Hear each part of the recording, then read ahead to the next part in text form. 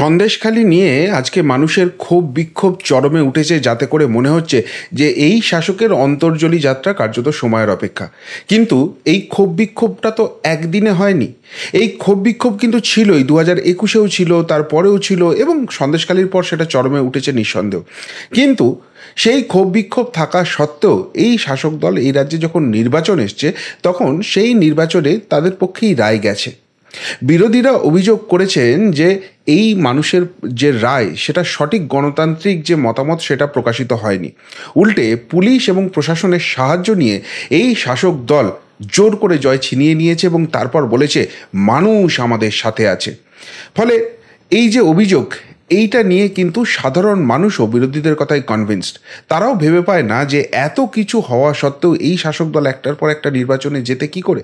এবং যে ছবি মিডিয়ায় ভেসে ওঠে, যে ছবি তারা নিজেরা প্রত্যক্ষ করেন, তাতে তাদেরও বিশ্বাস যে শাসক দল কিন্তু পুলিশ এবং প্রশাসনের সাহায্য নিয়ে কার্যত ভোট লুট করছেন, মানুষের গণতান্ত্রিক অধিকার লুট করছে, এবং সেই জায়গা থেকেই এই ফলাফলটা আসছে। আর সেখান থেকেই তারা আতঙ্কিত যে এবারের যে নির্বাচনটা আসছে, 2024-এর যে লোকসভা ভোটটা আসছে, সেখানেও কি শাসক দল এত সহজে ছেড়ে দেবে? সেখানেও কি পুলিশ এবং প্রশাসনকে দলদাসের নির্লজ্জ ভূমিকায় তারা নামাবে না? আর সেই ভূমিকা যদি তারা ঠিকঠাকভাবে পালন করতে পারে, যেভাবে আগের নির্বাচনগুলোই করেছে, 2024-এর লোকসভা নির্বাচনে এই শাসক যদি একবার 2019-এর থেকে ভালো ফলাফল করে দেয়, তাহলে এই রাজ্যে বিরোধী বলে যারা পরিচিত, যারা বিরোধিতা করেন এই রাজ্য সরকারকে, যারা ঝেঁটিয়ে বিদায় করতে চান, তাদের অবস্থা সঙ্গীন হবে। তারা আতঙ্কিত, তারা আশঙ্কিত। কিন্তু মজার কথা হচ্ছে, এই আতঙ্ক, এই আশঙ্কা এবং এই রাজ্যের এই ভোট লুটের কাহিনী, সেটা কিন্তু জাতীয় নির্বাচন কমিশনও খুব ভালো করে জানে। ফলে আজকে 5 দফা যে স্টেপের কথা ভেবে রেখেছে, এবং তার মধ্যে প্রথম দফার কথা যে ঘোষণা করে দিয়েছে, তাতে কিন্তু শাসকের জ্বালা যন্ত্রণা যথেষ্ট বাড়তে চলেছে। এই রাজ্যে আর লুট করে ভোট করা খুব সম্ভবত শাসক দল পারবে না। কি করে, কি পদক্ষেপ নিচ্ছে, পুরোটা ব্যাখ্যা করব। শেষ অবধি শুনুন এই প্রতিবেদন। নমস্কার প্রিয় বন্ধু, মিডিয়ায় আপনাদের স্বাগত, এবং আপনারা দেখছেন প্রিয় বন্ধু বাংলা, সত্যের সন্ধানে সর্বদা আমি শুদ্ধশীল। বন্ধুরা, এবারের নির্বাচন নিয়ে জাতীয় নির্বাচন কমিশন কার্যত নজিরবিহীন পদক্ষেপ নিতে চলেছে, এবং তার মধ্যে প্রথম পদক্ষেপ কিন্তু আজকেই তারা কার্যত ঘোষণা করে দিল। আর যাতেই কিন্তু শাসক দলের কিন্তু বড় সড় বাধা সামনে দেখা যাচ্ছে। কি ঘটনা ঘটতে চলেছে?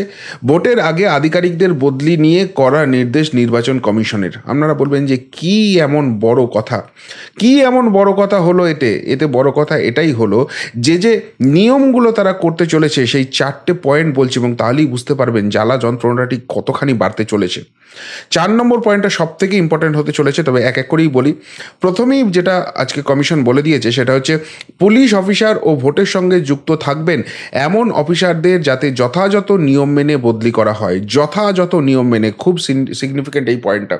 আপনারা দেখছেন যে ইদানিং প্রায়ই খবরের কাগজে বা মিডিয়াতে হেডলাইন হচ্ছে, পুলিশ আধিকারিক স্তরে বদল হচ্ছে, প্রশাসনিক স্তরে বদল হচ্ছে, এবং এটা পরিষ্কারভাবে বোঝা যাচ্ছে যে এই যে বদলটা হচ্ছে, সেটা এই নির্বাচন ঘোষণা হয়ে গেলেই, নির্বাচন কমিশনের আন্ডারে পুরো প্রশাসন, পুলিশ চলে এলেই তারা কিন্তু এই বদলিগুলো করবে। ফলে ইতিমধ্যেই যারা যে জায়গায় রয়েছেন, সেই জায়গা থেকে একটা রুটিন বদলি করে দেওয়া হচ্ছে, যাতে করে নির্বাচন কমিশনকে দেখানো যায় যে দেখো বাবা, আমরা তো অলরেডি বদলিটা সেরে রেখে দিয়েছি, আর তোমরা বদলি করে কি করবে। কিন্তু এইখানেই তো সমস্ত খেলাটা আছে। ঠিক লোককে ঠিক জায়গায় ইতিমধ্যেই ঢুকিয়ে দেওয়া হয়েছে, ঠিক জায়গায় রিপ্লেস করে দেওয়া হয়েছে, যাতে করে এরা শাসকের হয়ে ভোটটা ম্যানেজ করতে পারে। আর এইখানটাই ধরে ফেলেছে নির্বাচন কমিশন। ফলে বলছে যথাযথ নিয়ম মেনে বদলি করা হবে। যথাযথ নিয়মটা কি বলছে? একই লোকসভা কেন্দ্রের অন্তর্গত পার্শ্ববর্তী জেলায় বদলি করা যাবে না। মানে কীরকম, ধরুন একটা উদাহরণ দিচ্ছি, বাঁকুড়া লোকসভায় 7টা বিধানসভা আছে, তার মধ্যে 6টা হচ্ছে বাঁকুড়া জেলার মধ্যে, আর একটা বিধানসভা হচ্ছে পুরুলিয়া, রঘুনাথপুরটা হচ্ছে পুরুলিয়ায় পড়ছে। এবার যে পুলিশ আধিকারিক এই রঘুনাথপুরে ছিলেন, তাকে বাঁকুড়া ডিস্ট্রিক্টে নিয়ে চলে আসা হয়েছে, আবার যে বাঁকুড়ায় ছিলেন তাকে পুরুলিয়াতে পাঠিয়ে দেওয়া হচ্ছে। অর্থাৎ কাছাকাছি জায়গায় রেখে দেওয়া হচ্ছে, যাতে করে তারা পুরো ব্যাপারটা কন্ট্রোল করতে পারে। তারা পুরো সেই জায়গাটাই তৈরি করে নিয়েছেন, না এই জিনিস হবে না। যে বাঁকুড়া আছে তাকে আলিপুরদুয়ারে পাঠাও, যে কার্শিয়াংয়ে আছে তাকে মেদিনীপুরে নিয়ে এসো। এই ধরনের বদলি করতে হবে। এই রদবদলটা যদি হয়ে থাকে, ওয়েল অ্যান্ড গুড। যেখানে যেখানে এই ঘটনা ঘটেনি, সেইখানেই কিন্তু এবার নির্বাচন কমিশন চেপে ধরবে। কিন্তু তার আগে আরেকটা রাজ্য সরকারকে সুযোগ দিচ্ছে যে তোমরা চেঞ্জটা করো, তারপর তো আমরা আসছি, এসে দেখছি। তারপর যেটা বলেছে, আধিকারিকরা হোম ডিস্ট্রিক্টে নিযুক্ত আছেন তাদেরও বদলি করতে হবে বলে নির্দেশ দেওয়া হয়েছে। অর্থাৎ যে যে জেলা থেকে বিলং করেন সেই জেলাতে তারা কিছুতেই থাকতে পারবেন না। কার্শিয়াং থেকে হয়তো মেদিনীপুরে আনা হবে একজনকে, কিন্তু তার বাড়ি মেদিনীপুরেই, সুতরাং সে কিন্তু আর মেদিনীপুরে পোস্টিংটা পাবে না, তাকে হয়তো হুগলিতে নিয়ে আসতে হবে সেক্ষেত্রে, বা তাকে দিতে হবে হাওড়াতে। এই ধরনের চেঞ্জগুলো কিন্তু করতে হবে। এবং 4 নম্বর যে পয়েন্টটা বলেছে সেটাই সব থেকে মারাত্মক। সেটা বলছে যে নির্বাচনের কাজে প্রত্যক্ষ বা পরোক্ষভাবে যে আধিকারিকরা জড়িত থাকবেন তাদের ক্ষেত্রেই এই নির্দেশ বলবৎ হবে। অর্থাৎ এখানে যে চেঞ্জগুলো করা হচ্ছিল রাজ্য সরকারের তরফ থেকে, বারবার বিজ্ঞপ্তি দিয়ে জানানো হচ্ছিল, সেগুলো ম্যাক্সিমাম ক্ষেত্রেই যেটা হচ্ছিল যে সরাসরি যাদেরকে দেখা যাবে, যারা প্রত্যক্ষভাবে যুক্ত থাকবেন, অর্থাৎ ধরুন পুলিশ আধিকারিক, ধরুন আমলা, এই স্তরের রদবদলটা হচ্ছিল। কিন্তু যারা পরোক্ষভাবে থাকবে, পিছন থেকে যারা গেমটা খেলতে পারে, এই নিয়ম কিন্তু তাদের জন্য এবার বলবৎ হবে। অর্থাৎ পুরো যে সিস্টেমটা তৈরি করা হয়েছে, যে সিস্টেমের মাধ্যমে এই গণতান্ত্রিক পদ্ধতিটাকে আটকে দেওয়া হবে, মানুষের গণতান্ত্রিক অধিকার লুট করা হবে, সেই সমস্ত জায়গাটা কিন্তু এবার ঘেঁটে দিতে চলেছে নির্বাচন কমিশন। তবে এটা তো গেল আজকের প্রথম স্টেপ। এছাড়াও বেশ কিছু স্টেপ নিতে চলেছে, যাতে কিন্তু নিঃসন্দেহে শাসক দলের মাথা ব্যথা বাড়বে এবং এবারে যে ভোট লুট করাটা আর সম্ভব হবে না সেটা কার্যত নিশ্চিত হয়ে যাবে। কিভাবে? আপনারা জানেন যে ইতিমধ্যেই 920 কোম্পানি বাহিনী থাকবে শুধুমাত্র ভোটের কাজের জন্য। 22 কোম্পানি অতিরিক্ত বাহিনী রাখা হবে যারা স্ট্রং রুম পাহারা দেবে, এবং এই 920 কোম্পানি বাহিনী কিন্তু ভোট ঘোষণার আগে থেকেই ডিপ্লয় হতে শুরু করবে। এই মাসের শেষ কি মার্চ মাসের প্রথম থেকেই কিন্তু ধীরে ধীরে বাহিনী ঢুকতে শুরু করবে, এটা আমরা জেনেই ছিলাম। এবং এরা একদম ভোট মিটে যাওয়ার পর, গণনা হয়ে যাওয়ার পর সেখানে বেশ কিছুদিন থাকবে এবং কোনো ভোট পরবর্তী হিংসার ঘটনা যাতে না হয় সেইটা নিশ্চিত করবে, তারপর এই বাহিনী যাবে। কিন্তু এখন যেটা শোনা যাচ্ছে যে এই সন্দেশখালী কাণ্ডের পর এই রাজ্যে কিন্তু এরকম সন্দেশখালী বহু জায়গাতে রয়েছে, এরকম শেখ শাহজাহান বহু জায়গাতে রয়েছে। তাই সেই বাহিনীর সংখ্যা 920 কোম্পানি থেকে বেড়ে 1200 কোম্পানি অবধি হওয়ার সম্ভাবনা রয়েছে, এমন একটা কথা কিন্তু নির্বাচন কমিশন সূত্রে জানা যাচ্ছে। নির্বাচন কমিশনের বক্তব্য হচ্ছে, যত কোম্পানি বাহিনী লাগুক না কেন আমরা সমস্ত প্রোভাইড করব, কিন্তু মানুষের প্রাণ যেতে দেবো না, মানুষের গণতান্ত্রিক অধিকার কিছুতেই ছিনিয়ে নিতে পারবো না। 920 কোম্পানি বাহিনী আসবে শুনি, কিন্তু কেউ শুরু হয়ে গিয়েছিল, প্রশ্ন উঠছিল যে কাশ্মীরে এত বাহিনী আসছে না, পশ্চিমবঙ্গে কি করে এত বাহিনী থাকছে? উত্তরপ্রদেশের মতো রাজ্য যেখানে 80টা লোকসভা সিট রয়েছে সেখানে এত বাহিনী যাচ্ছে না, পশ্চিমবঙ্গে কেন এতখানি আসছে? পশ্চিমবঙ্গকে কতখানি ভয় পাচ্ছে? না, পশ্চিমবঙ্গকে ভয় পায়নি। পশ্চিমবঙ্গে যারা ভোট লুটের কথা ভাবছিল তাদেরকে ঠান্ডা করার দাওয়াই দেওয়া হচ্ছিল, এবং 920 কোম্পানি প্রাথমিকভাবে বলা হয়েছে দরকারে সেটা 1200 কোম্পানি অবধি বাড়ানো হতে পারে, এমনটাই কিন্তু কমিশন সূত্রে পাওয়া যাচ্ছে। এরপর যেটা সব থেকে গুরুত্বপূর্ণ খবর জানা যাচ্ছে সেটা হচ্ছে যে সন্দেশখালী কাণ্ডের পর যেভাবে বিরোধীদের উপর দমনপীড়ন হচ্ছে, সন্দেশখালীবাসীর উপর পুলিশি অত্যাচার হচ্ছে, এমনকি সাংবাদিক গ্রেপ্তার হচ্ছে, এই সমস্ত খবর ডেইলি বেসিসে কিন্তু নির্বাচন কমিশন নিয়েছে। এবং নেওয়ার পর যে ডিসিশন হয়ে গেছে সেখানে দেখা যাচ্ছে যে এই ধরনের ঘটনা ঘটার পিছনে ডিজি রাজীব কুমার সহ পুলিশের শীর্ষস্তরের আধিকারিকদের ভূমিকা কী সেটা খতিয়ে দেখা হচ্ছে। এবং যে আধিকারিক সম্বন্ধে বিরোধীদের অভিযোগ থাকছে, যেটা ওই নির্বাচন কমিশনের ফুল বেঞ্চ যখন আসছে তখন সর্বদল বৈঠক হবে, সেখান থেকেই কিন্তু রিপোর্টটা নেওয়া হবে, এমনকি ইন্ডিভিজুয়াল স্তরেও রিপোর্টটা জমা দিতে পারে।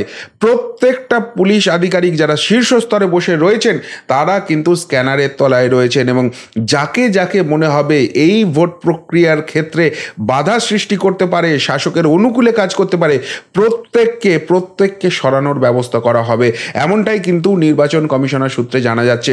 ফলে যারা ভাবছিলেন যে রাজীব কুমার বা তার মতো যারা রয়েছেন, যারা শাসকের হয়ে অনেকটা সাহায্যের কাজ করতে পারেন, তারা কিন্তু এবার কিন্তু কমিশনের নজরে রয়েছেন। ফলে যারা এই কাজে শাসকের দলদাস বা অনুগত হিসেবে চিহ্নিত হয়ে গেছেন বিরোধীদের চোখে, তারা কিন্তু আর খুব সম্ভবত নিজের পদে থাকতে পারবেন না, অন্তত নির্বাচনের সময়টায়। এর পাশাপাশি আরেকটা জিনিস যেটা দেখা হচ্ছে সেটা খুব ইম্পর্টেন্ট, সেটা হচ্ছে প্রত্যেকটা এলাকার দাগি আসামি, প্রত্যেকটা থানা থেকে অলরেডি রিপোর্ট যেতে শুরু করেছে, নভেম্বর মাস থেকে রিপোর্ট যেতে শুরু করেছে, এবং সেইখান থেকেই কিন্তু নির্বাচন কমিশন কিন্তু অ্যানালিসিস করতে শুরু করেছে যে প্রত্যেক এলাকায় তো কিছু দাগি আসামি থাকে যাদেরকে রাজনৈতিক দলগুলো ভোটের কাছে ব্যবহার করে, এবং তারা কার্যত পরিবেশটাকে সন্ত্রস্ত করে রাখে এবং ভোটারদের ভোট দিতে দেয় না। সেই দাগি আসামিদের নিয়ে প্রশাসনের কি ভূমিকা রয়েছে, পুলিশের কি ভূমিকা রয়েছে, তাদের কতজন জেলের বাইরে রয়েছে, কজনের বিরুদ্ধে কোন কেসটা রয়েছে, সেই কেসের কোর্টের কি স্ট্যাটাস রয়েছে, এভরি ডিটেলস নেওয়া হচ্ছে এবং এই দাগি আসামিরা যাতে ভোটের কাজে কোনো প্রতিবন্ধকতা সৃষ্টি করতে না পারে সেই জায়গাটাও কিন্তু নিশ্চিত করা হচ্ছে। এবার 4 নম্বর পয়েন্ট, যেটা সব থেকে ইম্পর্টেন্ট ইমপ্লিমেন্ট হতে চলেছে, যেটাতে কার্যত এবার শাসকের ঘুমটা উড়ে যাবে, সেটা হচ্ছে যে পঞ্চায়েত এবং পুরসভা নির্বাচন 2021-এর পর থেকে যে নির্বাচনগুলো পশ্চিমবঙ্গে হয়েছে, যেখানে কেন্দ্রীয় বাহিনীকে আসতে দেওয়া হয়নি বা এলেও তাদেরকে কিন্তু সেইভাবে কাজ করতে দেওয়া হয়নি, তাদেরকে লুকিয়ে রাখা হয়েছে, সেই 2 ভোটে বিনা প্রতিদ্বন্দ্বিতায় জয় হয়েছে এমন বুথ বা এমন কেন্দ্র, এবং ভোট লুটের অভিযোগ বিরোধীদের তরফ থেকে উঠেছে এমন কেন্দ্র, এইগুলো কিন্তু স্পেশাল নজরে রয়েছে। এবং সেখানে এই যে বিপুল পরিমাণ কেন্দ্রীয় বাহিনী আসছে, সেটাকে কিভাবে ডিপ্লয় করা যায় এবং সেখানকার মানুষ যাতে শান্তিতে ভোট দিতে পারেন সেইটা কিন্তু দেখা হবে। অর্থাৎ যারা ভাবছিলেন যে বিনা প্রতিদ্বন্দ্বিতায় জিতে গেছি বা ভোট লুট করে জিতে গেছি, আর কোনো রকম কিছু হবে না, সেই সমস্ত কিন্তু কবর খুঁড়ে বার করতে চলেছে নির্বাচন কমিশন। এবং সেইখানে যা ডোজ দেওয়ার, যা ওষুধ দেওয়ার, সমস্তটা কিন্তু দেওয়া হবে। ফলে সমস্ত দিক থেকে কার্যত নির্বাচন কমিশন এবার ঘিরতে চলেছে এবং তারা যে এবারের নির্বাচনটা ঐতিহাসিক করতে চলেছে, বিশেষ করে পশ্চিমবঙ্গের ক্ষেত্রে এটা কার্যত তাদের কাছেও চ্যালেঞ্জ, যে এখানে একটাও ভোট লুঠের কোনো অভিযোগ করতে দেব না, একটাও গণনা কেন্দ্রে কোনো গণ্ডগোলের ছবি তুলে ধরতে দেব না। সেই জায়গাটায় যা করার তারা কিন্তু সমস্ত ব্যবস্থা করছে। এবং এই করা ব্যবস্থার মধ্যেও যদি সত্যিই কেউ ভোট লুট করতে পারে, কেউ ভোট ম্যানেজ করতে পারে, কেউ কাউন্টিং ম্যানেজ করতে পারে, তাহলে আর কিছু বলার নেই, সত্যিই তার জেতা উচিত। কিন্তু যেভাবে প্রত্যেকটা জায়গায় আটঘাট বেঁধে নির্বাচন কমিশন নামছে, তাতে করে কিন্তু ভোট লুটেরা যারা ভাবছিল অবাধ এবং নির্বিঘ্নে ছাপ্পাটার ব্যবস্থা করবেন, তাদের কিন্তু শিয়রের সমন। কি বলবেন নির্বাচন কমিশনের এই ব্যবস্থা নিয়ে?